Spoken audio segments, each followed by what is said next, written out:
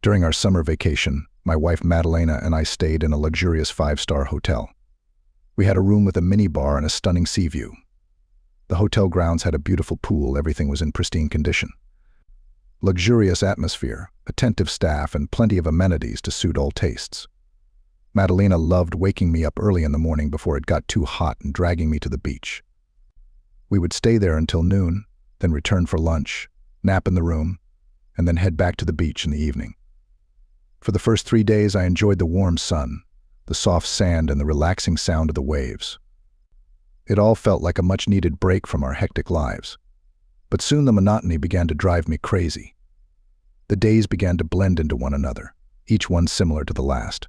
I tolerated one more day, hoping that something would change or I could get used to the routine. But then I just couldn't take it anymore. Despite the sunscreen, I still burned in some places, and the pain made it almost impossible to sleep at night. I was constantly tossing and turning, and the heat from the burns made me uncomfortable. When I offered to explore the city, or even just relax in my room, Madalena brushed me off, saying that she had come here to be at the sea and that my complaints were ruining her vacation. She wanted a full beach vacation and was not going to interfere with my complaints. In the end, she insisted that we continue our vacation. I hated the sea passionately, the salty smell, the endless waves, the scorching sun. It all became unbearable. On one of the hottest days, I was pushed to the limit. Halfway to the beach, I stopped, turned around, and told Madalena that I would wait for her in her room. We had a big fight right there on the path to the beach. She accused me of being selfish, of not caring about her happiness, and I tried to explain how miserable I was becoming. Eventually, she continued on her way, and I returned to the hotel, happier than ever. I headed to our room, happy to be able to rest and finally be alone. When I entered the room, I was in for a surprise. The sounds of music playing on someone's headphones filled the room. It could be heard even from the hallway. There, at the mirror, stood a young woman, a maid. Judging by the dress lying carelessly on the floor, she was resting. The room looked tidy, and on the bed lay a towel in the shape of a swan, a symbol of her former hard work. When she noticed me, her face flushed, and she immediately began to apologize. "I'm sorry, sir," she said, fumbling with her dress, her cheeks still crimson. "I'll be right out." She quickly tried to gather her things, but I asked her what she was doing in our room. She froze for a moment, and then, avoiding my gaze, said quietly, "I just wanted to relax a little. You're not usually in the room at this time, so I thought it would be okay." I nodded, understanding. She looked at me with a mischievous glint in her eyes, and suddenly asked, "Do you want to relax too?" There was something playful and almost sassy in her voice. Before I could answer, she stepped closer, her movements bold and confident. She pushed me onto the bed, her playful smile making it impossible for me to resist. The room was even hotter than it was outside as she helped me remove my shirt.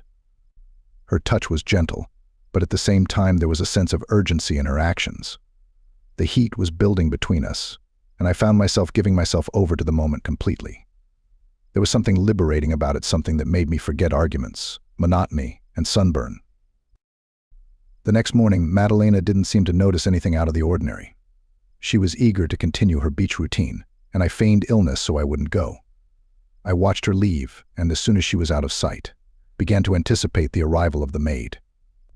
I lay there listening to the faint sound of the waves crashing on the shore in the distance.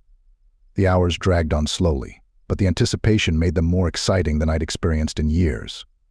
The idea of doing something secret and forbidden was intoxicating. When the maid finally arrived, our gazes were full of unspoken words. She smiled at me as she closed the door, and I realized we both understood what was about to happen. She looked more relaxed this time. Her hair was loosely tucked back, and she moved with a confidence that said she had thought about it as much as I had. We sat down on the edge of the bed and talked for a few minutes, mostly about her work and the guests she had to deal with. I learned that her name was Isabella, and she spoke with a soft accent that made every word sound melodic. The more we talked, the more comfortable I felt around her, and soon we were drawn to each other again. This time it was different.